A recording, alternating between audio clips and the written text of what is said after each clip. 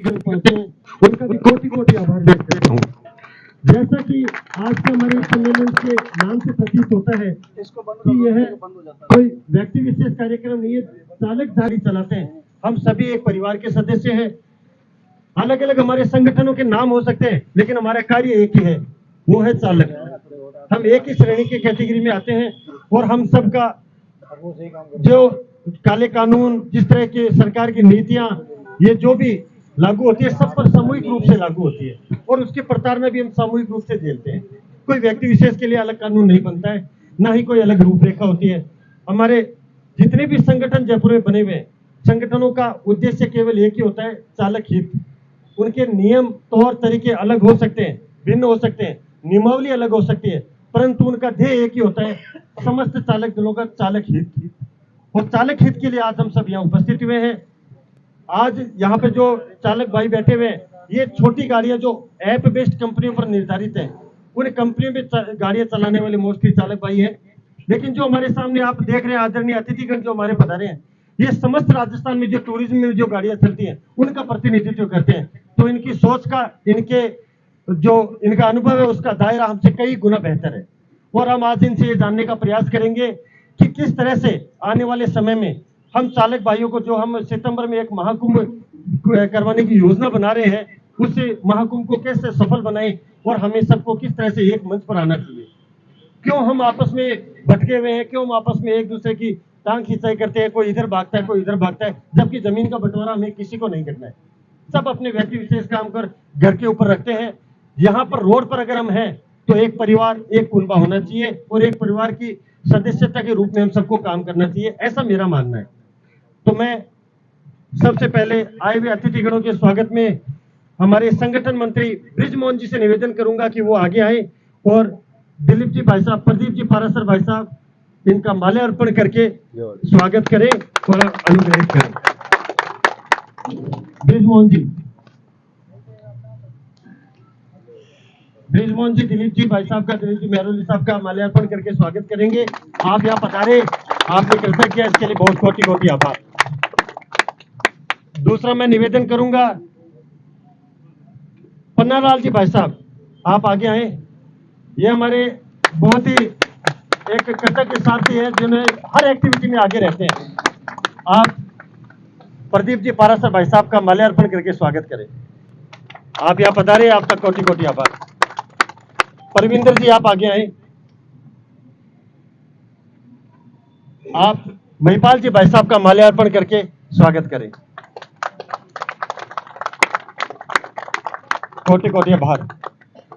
अगर दौलत राम जी भाई साहब यहाँ पहुंच गए हैं, जो हमारे जिलाध्यक्ष हैं, अगर मेरी आवाज वो सुन पा रहे हैं तो मैं देख नहीं पा रहा हूँ, वो जोधपुर आ नहीं पा रहे, कोई बात नहीं। अब मैं अगला नाम लूंगा, आरिफ जी कहाँ पे है, जो हमारे बहुत ही एक जागरूक कार्यकर्ता है। आप सचिन जी भाई साहब का माल्यार्पण करके स्वागत करें।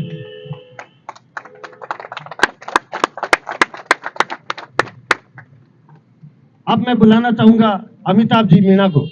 अमिताभ जी भाई साहब, आप आगे आए और मैं आपसे निवेदन करूंगा कि आप अजय जी का माल्यार्पण करके उनका स्वागत करें। हाँ, होनी है।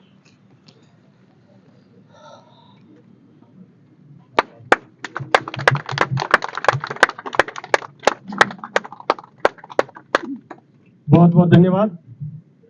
अब हमारे कार्यक्रम की रूपरेखा चालू होती है। पकड़ लेता है। अब हमारे कार्यक्रम की, जिसके लिए आज हमारा जो उद्देश्य है, जिसके लिए हम आज यहाँ हाजिर हुए हैं, उसकी रूपरेखा शुरू करने से पहले मैं कुछ हमारे कार्यकर्ताओं का, जो आज तक, जब से हमारी यूनियन बनी है, लगभग 1.25 वर्ष हो गया है भाई साहब, ज्यादा पुराना हमारा संगठन नहीं है।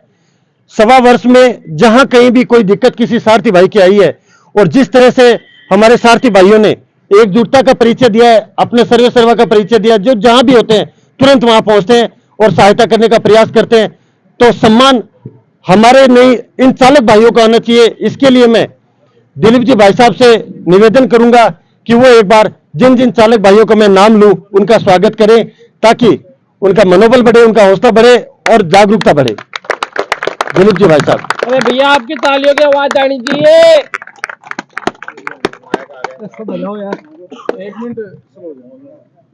करके आपने जो सहयोग यूनियन के लिए दिया उसके लिए आपका कोटि कोटि आभार है।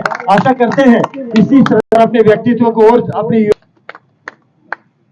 बहुत बहुत आभार भरत जी आपका। डे 1 से प्रथम दिन से आप यूनियन के विजय जी हमारे मीडिया प्रभारी भी है, हमारे ऑनलाइन जो भी काम होते हैं सारे विजय जी देखते हैं। प्रथम दिन से इन्होंने बहुत बहुत आभार। आपने जिस तरह से डे 1 से आज यूनियन को अपना समय दिया है, डे 1 से इन्होंने जागरूकता भर रखी है, जहां जरूरत होती है वहां नजर आते हैं। बीमार चल रहे हैं परंतु आज यहाँ समय दिया, इसके लिए इनका कोटि कोटि आभार व्यक्त करते हैं। अगला नाम मैं लेना चाहूंगा और जहां जरूरत हुई है वहां पर ये खड़े मिले हैं। अगला नाम मैं लेना चाहूंगा, हमारे युवा कार्य बहुत जागरूक है, जहां जरूरत होती है वहां पर सर्वे सर्वा देने के लिए मौजूद रहते हैं। अगला नाम मैं लेना चाहूंगा हमारे कर्मठ कार्यकर्ता अब्दुल जी ने जहां जरूरत पड़ी वहां सबसे पहले आगे नजर आए हैं। सागरवन जी वो व्यक्तित्व है जिन्होंने यूनियन में फंड की शुरुआत इन्होंने करवाई थी। यूनियन बिल्कुल इसके लिए चल रही थी। दिलीप जी भाई साहब ये वो सदस्य है, ये वो चालक भाई है जो आधी रात को भी हमें जहाँ जरूरत पड़ी है वहां हमें केवल एक मैसेज डालने की जरूरत पड़ी थी, ये वहां पहुंचे, चाहे मैं पहुंच पाए और नहीं पहुंच पाए। आरिफ मोहम्मद, अगर उनका कोटि कोटि आभार। ऐसा समर्पण बहुत ही कम देखने को मिलता है, लेकिन जिनकी थोड़ी सी व्यस्तता रहेगी, समय की व्यस्तता को देखते हुए मैं अब कार्यक्रम का आगाज करता हूं। सर्वप्रथम मैं प्रदीप जी पराशर भाई साहब से निवेदन करूंगा कि किस तरह से हमने जो योजना बनाई है, पीछे हमने कार्यक्रम क्रांतिकारी यूनियन के प्रदेश अध्यक्ष श्रीमान संजय जी रत्नों का स्वागत करता हूं, जिन्होंने आज हम लोगों को यहाँ पे बुलाया और आप लोगों से स्वागत किया। और मैं चाहूंगा कि दिलीप सिंह जी मेहरोली साहब, संजय सिंह जी रत्नू साहब को माला पहना के इनका भी स्वागत करें, क्योंकि ये आप लोगों के लिए जितना कार्य कर रहे हैं उससे ज्यादा मैं और कुछ नहीं कह सकता। आइए संजय सिंह जी रत्नू।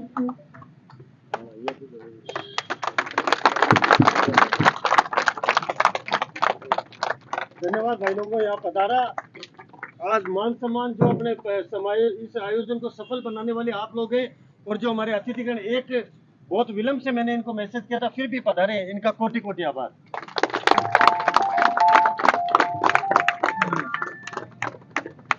के ऊपर निर्भर होता है, अगर ड्राइवर नहीं है तो गेट नंबर तो नहीं तो आराम से आ जाओ। लेकिन अभी प्रेजेंट में और बूथ पे जो भी सरकारें आई उन्होंने आप लोगों की आप आओगे जहाँ पे मंडप बना हुआ है ना, वहीं है हम लोग। भारतीय जनता पार्टी की सरकार में 12% से हम लोग इसको 10% पे लेके आए।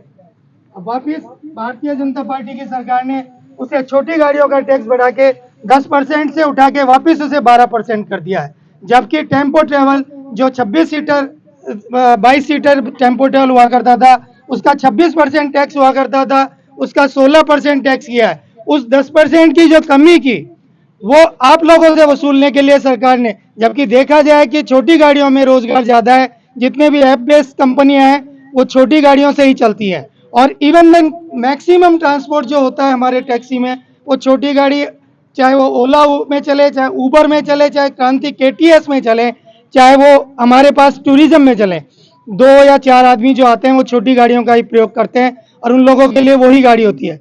आज दूसरी मार हमारे ऊपर पड़ी हुई है वन टाइम टैक्स की, जो कि हम चाहते हैं जब आप लोगों का सम्मेलन होगा तो हम राज्य सरकार से इस तरीके की मांग करेंगे कि जब हमारे निकटतम राज्य जो 5 राज्य जहाँ पे भारतीय जनता पार्टी की सरकार है और केंद्र में भी भारतीय जनता पार्टी की सरकार है, उन राज्यों में त्रैमासिक यानी 3 महीने का एडवांस टैक्स लेके कार्य करते हैं, जबकि हम लोगों के राज्य में एक साथ हमें 2 से 1.5 लाख रुपए जो टैक्स भरना पड़ता है, जो कि उसके ब्याज में ही हम उस पैसे को चुका सकते हैं। तो हम चाहेंगे राज्य सरकार से इस तरीके की मांगे रखें। एक आप लोगों का ये है कि आज तक किसी भी सरकार ने ड्राइवरों के लिए न कोई ड्राइवर कार्ड बनाया है, न ड्राइवरों के लिए स्वास्थ्य का कोई कार्ड बनाया है, न किसी उसको योजना में समायोजित किया है। इवन देन में सरकार से हम लोगों की डिमांड थी, जब कोरोना हुआ, जब हमने कोरोना में राज्य और केंद्र सरकार को लेटर लिख के ये मांग की थी, हमारे अध्यक्ष महोदय श्रीमान दिलीप सिंह जी महरौली के अगुवाई में कि भाई हमारे राज्य में जितने भी टैक्सी से जुड़े हुए व्यवसाय हैं, इससे चाहे गाड़ी मालिक हो चाहे ड्राइवर हो, इन लोगों को कम से कम आर्थिक सहायता प्रदान की जाए। कारण कि उस वक्त कोरोना के अंदर टैक्सियां चलना बिल्कुल बंद हो गई थी और आर्थिक आय का कोई साधन नहीं था और ड्राइवर हैंड टू माउथ हो गया था। लेकिन उस वक्त की प्रेजेंट सरकार जो कांग्रेस थी, न तो उन्होंने कोई सुनवाई की न केंद्र की तरफ से कोई, जबकि आपको सबको ध्यान होगा दिल्ली में प्रत्येक ड्राइवर को 5,000 रुपए हर महीने से दिए गए थे ताकि वो अपना जीवन यापन कर सके और किसी प्रकार का। हाँ, कोरोना में एक हमारे को एक बहुत बड़ी सुविधा के नाम से ठगा गया, जिसमें कहा गया कि आपका मोनिटोरियम किया जा रहा है। अगर किसी भाई ने, आप में से किसी ने मोनिटोरियम लिया हो तो उसे पता होगा कि मोनिटोरियम के बदले में उसने कितना पैसा ज्यादा चुका है। अगर वो मोनिटोरियम नहीं लेता तो उससे कम पैसा उसे चुकाना पड़ता।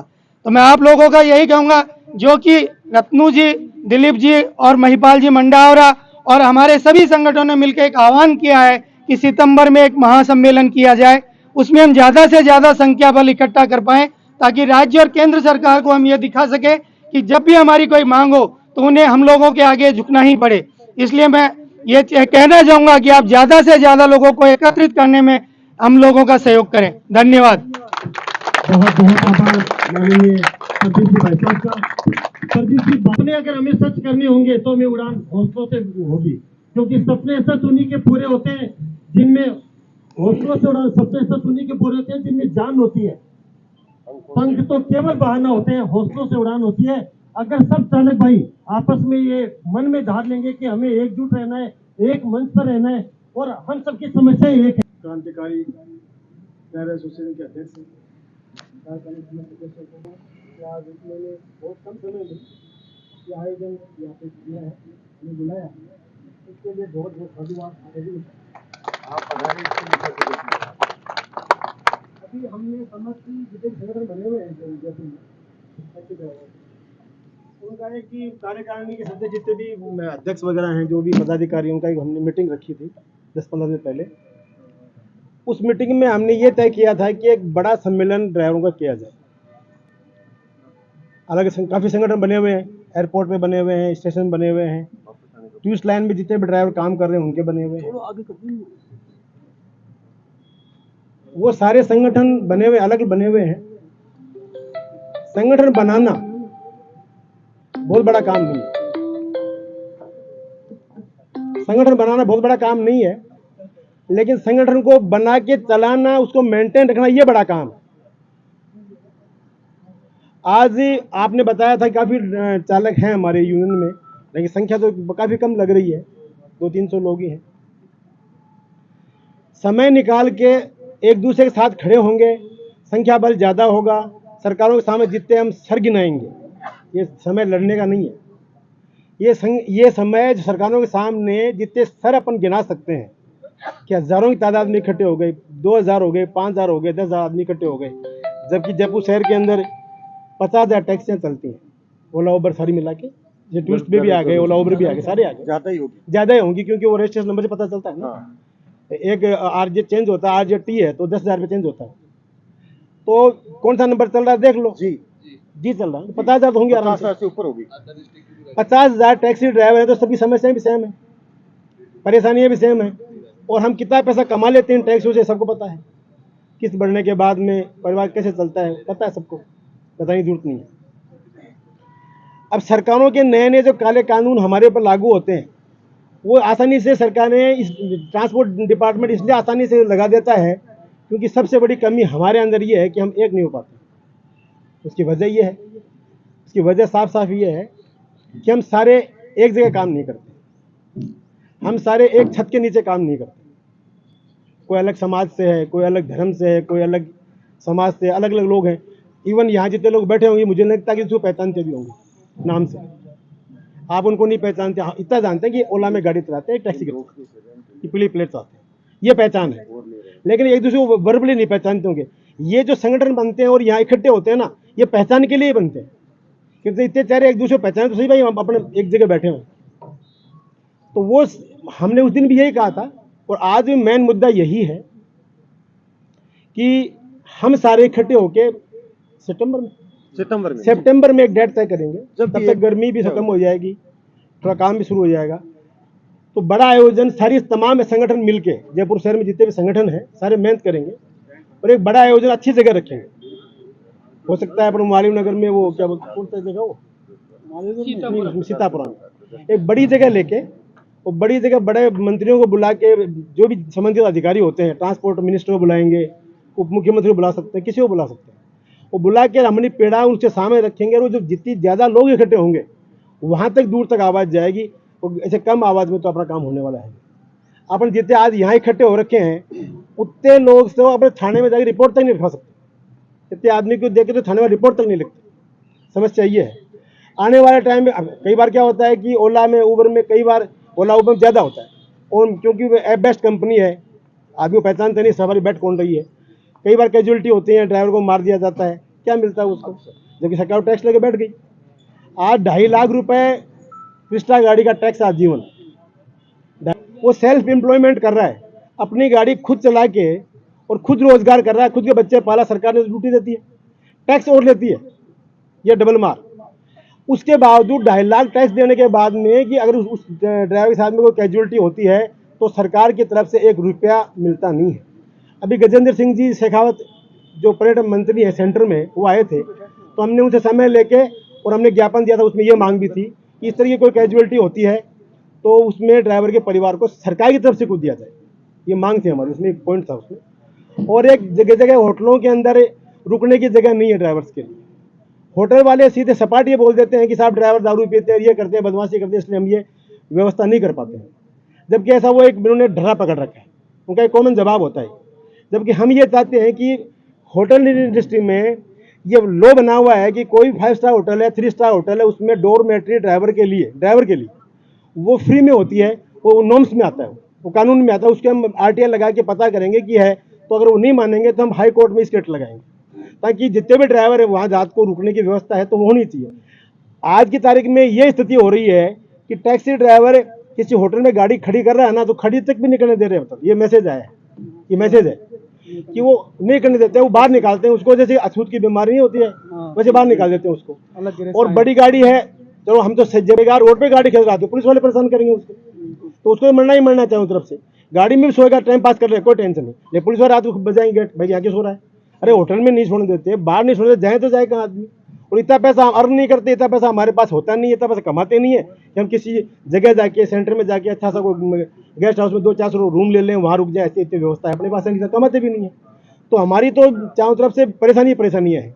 ये परेशानियाँ तब हल होंगी जब हम सारे एक बड़ा महाकुंभ करेंगे सितंबर में, उसमें ज़्यादा से ज़्यादा लोग पार्टिसिपेट करेंगे, ज़्यादा से चालक भाई अपना समय निकाल के आएंगे, वो उतनी दूर तक आपकी आवाज़ जाएगी। इन्हीं शब्दों के साथ में मैं मेरे स्थान ग्रहण करता हूँ और आप लोगों से आह्वान करता हूँ कि आप सभी लोग उस दिन आएँ जो डेट रखेंगे सुने।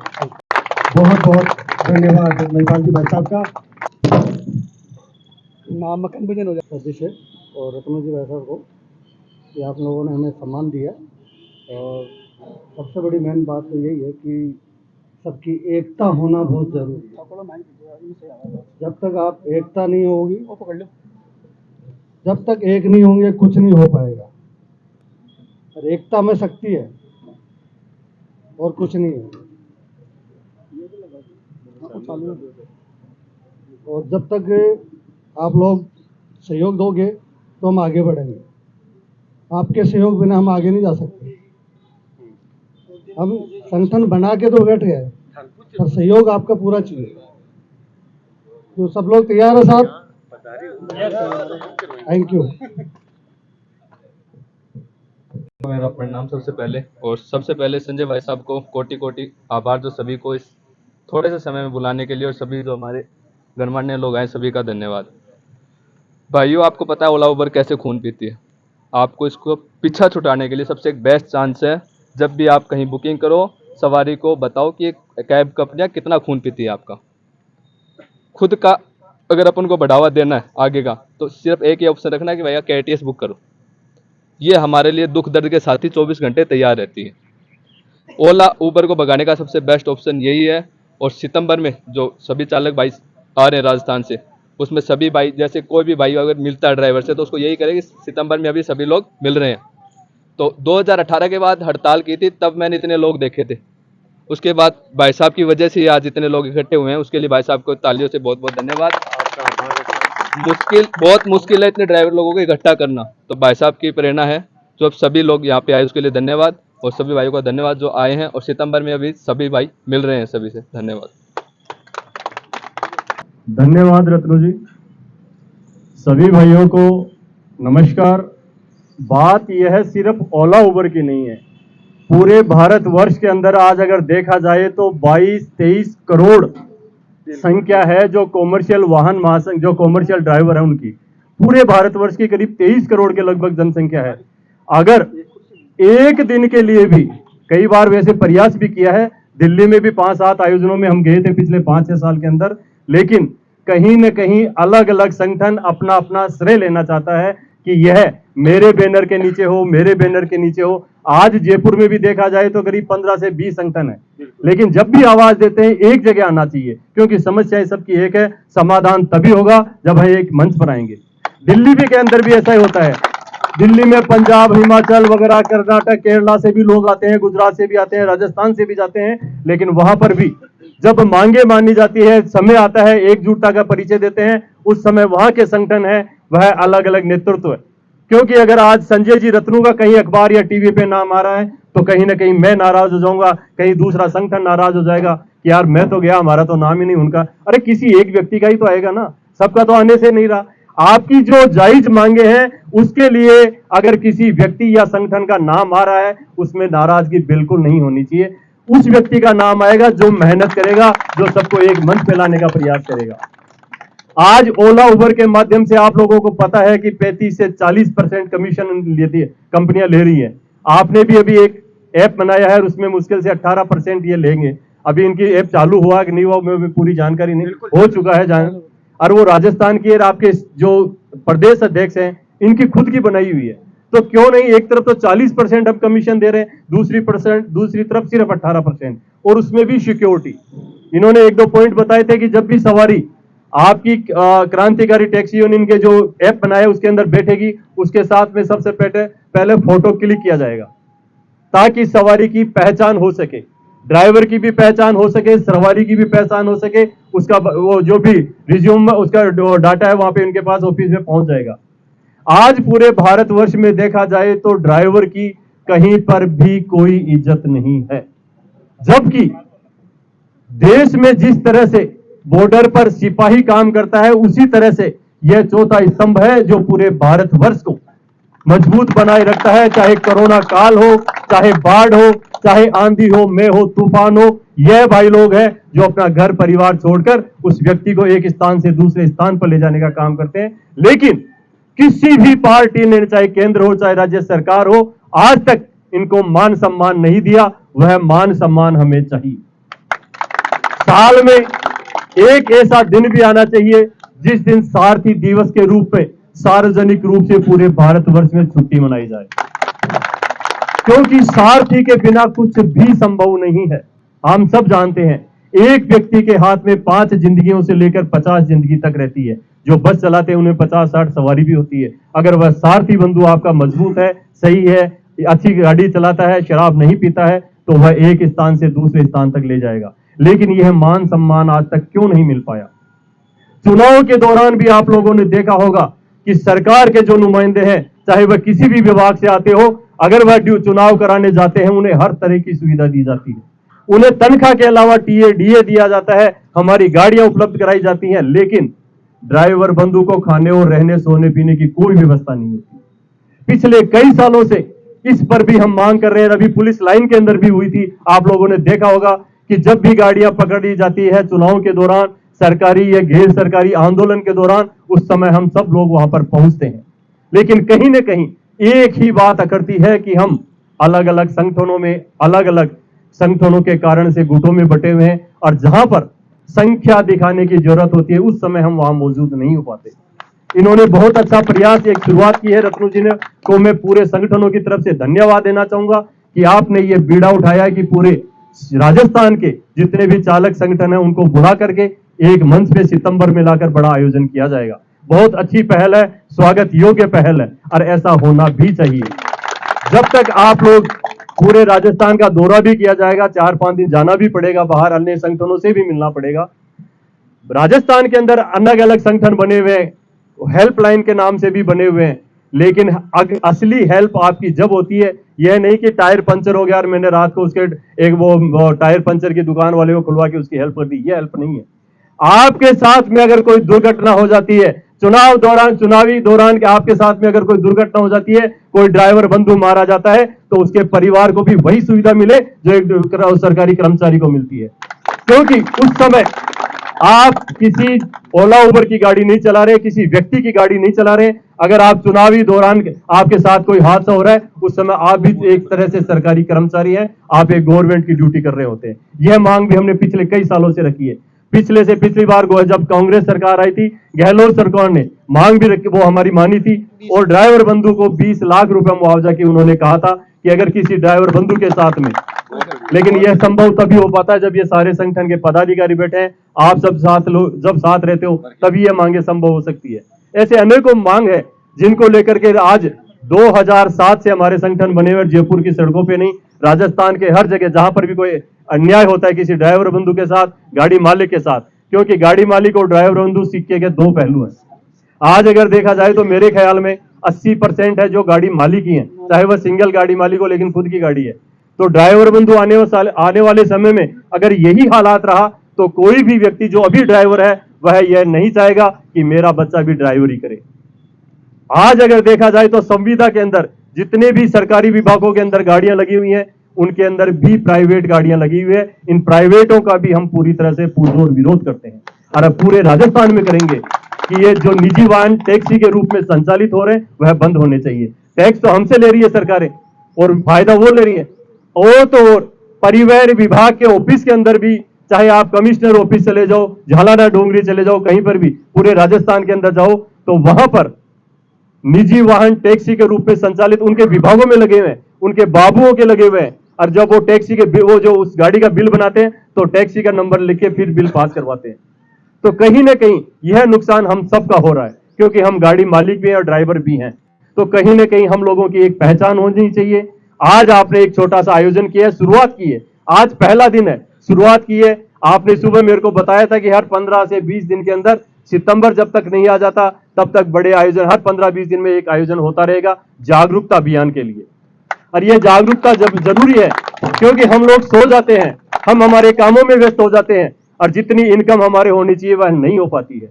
कोरोना काल के दौरान जैसे प्रदीप जी ने आपको बताया कि उस समय भी राजस्थान के अंदर आप लोगों को पता हो तो टैक्सी नहीं चलने दिया जा रही थी, ओला उबर भी नहीं चलने दी जा रही थी। उस समय हम लोग कोरोना काल के दौरान भी सारे संगठन है जो आपको पता हो, सोशल मीडिया के माध्यम से देखते हो तो कभी कमिश्नर ऑफिस, तो कभी कलेक्टर ऑफिस, तो कभी सेक्रेटरीट, तो कभी परिवहन, कभी यादगार में चक्कर लगाते रहते थे और पूरे राजस्थान के अंदर वहां पर फिर वापस टैक्सी संचालित करवाया। उस समय परिवहन मंत्री प्रताप सिंह जी खाचरियावास थे, उनका भी मैं धन्यवाद देना चाहूंगा कि उन्होंने पूरे राजस्थान में उस समय टैक्सी रूट को संचालन करने का आज्ञा दे दी थी।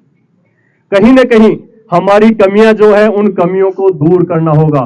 एक तो यह कोई भी संगठन ना सोचे कि वह प्रोग्राम दूसरा संगठन करा रहा है तो मैं वहां पर क्यों जाऊं। हम जाएंगे तो वहां उनको ताकत मिलेगी। अगर हम घर बैठे रहेंगे तो कुछ नहीं होगा। हम आयोजन करते रहेंगे, 2 शब्द बोलेंगे, चले जाएंगे, सरकारों के कानों पे जू नहीं रहेंगी। जिस तरह से महिपाल जी ने कहा कि जब तक 50,000 टैक्सी हैं, कमिश्नर जो दीपक उत्प्रेती पहले यहाँ पे परिवहन थे, उन्होंने कहा था कि आपके दिलीप जी अगर यहाँ पे 50,000 टैक्सी है, जिस दिन आपने सिर्फ 10% लोग इकट्ठे कर दिए, सरकार अपने आप झुक जाएगी। सिर्फ 5,000 लोग, अगर 50,000 में से अगर 5,000 लोग भी आ जाते हैं तो आपकी सरकारें बात मानेगी। ये बात सत्य है। ये अभी 200 को हमको 2,000 या 5,000 कैसे बनाना है, ये सिर्फ संजय सिंह जी की, हमारी या महिपाल सिंह जी है जो यहाँ पर बैठे, उनकी जिम्मेदारी तो है ही है। उससे ज्यादा आप लोगों की जिम्मेदारी है कि जब भी ये सितंबर में आयोजन होता है उसको किस तरह से हमें 200 को 2,000 या 20,000 में बदलना है। बहुत बहुत आभार व धन्यवाद देना चाहूंगा रत्नू जी का कि आपने एक शुरुआत करी है और बहुत ही अच्छी शुरुआत है। इसके अंदर सिक्के के दोनों पहलू, जो टैक्सी मालिक है और चालक बंधु है, हमेशा आपके साथ में रहेंगे। आप सभी का बहुत बहुत आभार, धन्यवाद।